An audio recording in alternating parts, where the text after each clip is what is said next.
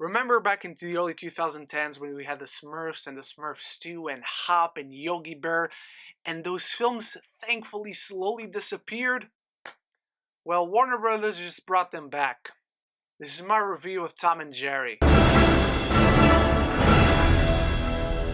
Based on the classic Hanna-Barbera cartoons, the film reveals how Tom and Jerry first met and how their rivalry started. And before I get going in my review, why don't you let me know your thoughts on Tom and Jerry as a whole? Did you grow up with the property? Did you not?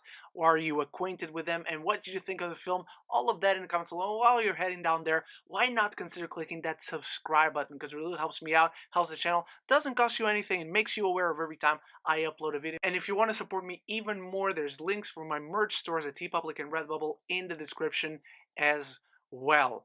I am not going to mince words on this. Tom and Jerry is really bad. I alluded to those early 2010 live-action animation hybrid films because this really has all those flaws and tropes that you're expecting. Current pop culture references that will age this film very poorly and very quickly. Certain decisions that are made with these characters that are so out of character, and they're not the most complex characters, Tom and Jerry, so you really have to work hard to Tom and Jerry was a cartoon I grew up with. It's not one of those cartoons that I watched for the characters. It was just funny. It was simple. It didn't try to be anything that it wasn't, which this film tries for an hour and 40 minutes. An hour and 40 minutes. And Tom and Jerry are not even the main characters. Yes, I know the film is called Tom and Jerry. Yes, that's why they named the film Tom and Jerry, to sell more, well, not tickets, but at this point subscriptions to HBO Max. And it sucks royally. To start us off with the problems in this film, I just want to say that this is not a film exclusive issue, but Jerry is the asshole.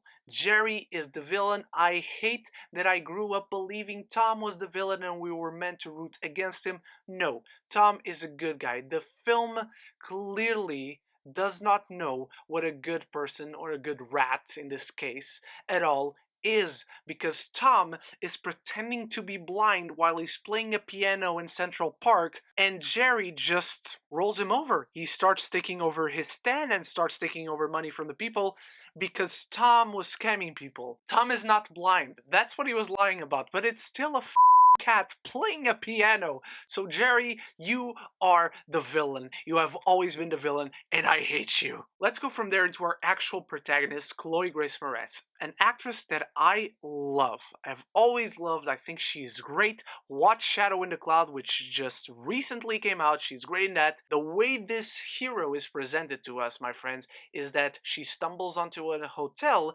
and she starts talking with this one person who's applying for a job, and she lies to her, pretends she's the person who's hiring, only to make her go away and steal her resume and get the job in the hotel. Only for you to realize as a viewer that there's only 20 minutes left in the film and you think, oh, I actually don't know who the real person is behind this whole facade. And the film is painfully unfunny. It tries to have jokes and it doesn't stop trying to have those jokes, even though they clearly failed. Scenes just keep going and don't stop, even though their purpose has been served for a while. This film is extremely monotonous and boring, and there's so much stuff going on beyond Tom and Jerry. You keep thinking, what are they doing here? But before I get on to all the rest of the issues, and there's a lot of them, let's talk about what works in this film. I actually think the idea of having all animals as cartoon animals really works in this film's favor. Not saying that it is the best idea and that they all look great and there aren't flaws with that, but the idea itself of, since we have Tom and Jerry and they're cartoon animals, let's have all animals in this film be cartoon animals. I think that works mostly in the film's favor. I also loved that they kept the classic 2D designs to the characters. It does the film a ton of favors visually. It's visually pleasing and it helps with the jokes that they are telling whenever Tom and Jerry are on screen together with each other, and that's when the movie shines in all regards. Also, the best part of this film, surprisingly, is Tom and Jerry. They actually don't ruin the characters for the most part, even though Tom at one point does the floss, and at one point, even though he never speaks at all in this film, he starts playing the piano and sings in auto-tune. Oh, don't you know, baby? Little girl, don't you know?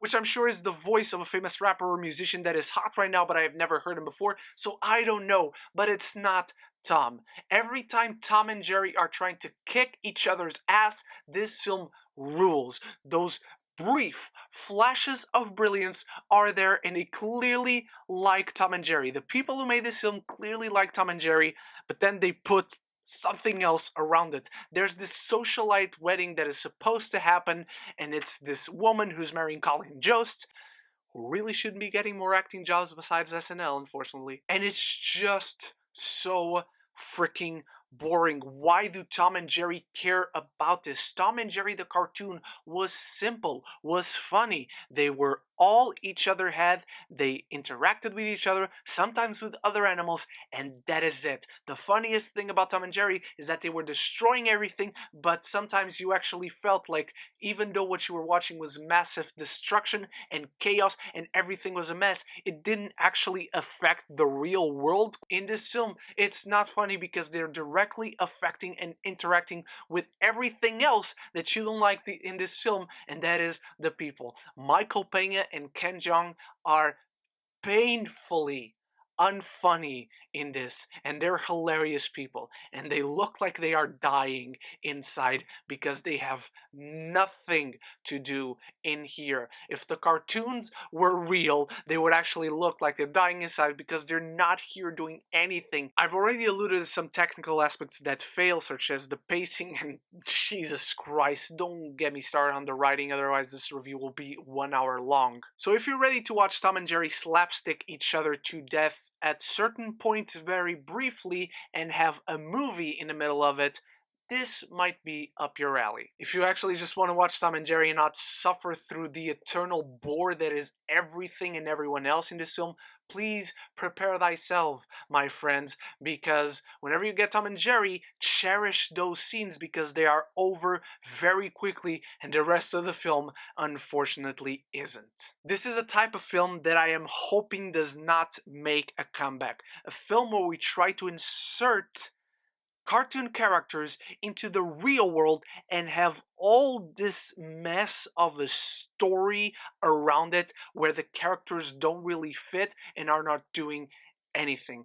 Tom and Jerry is so funny because it's so brief, it's so quick, it's over and done just like that. The Smurfs, they had a magical world and they came to New York, which is extremely boring. These characters are not needed in the quote-unquote real world.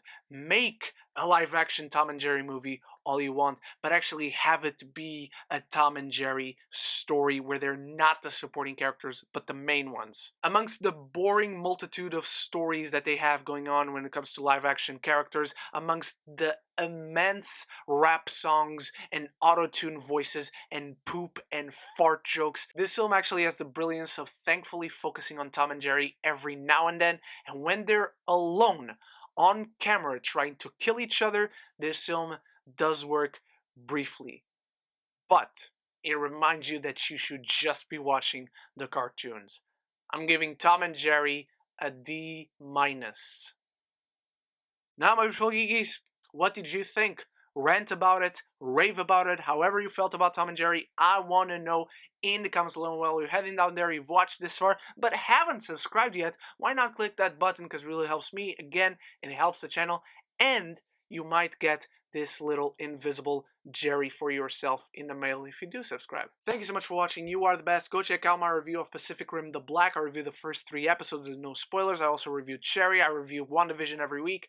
And the latest episode of Geeks of the Roundtable with my friend Zach Pope just went up. So go check that out as well. And I'll see you very soon in my next video. So until then, love each other.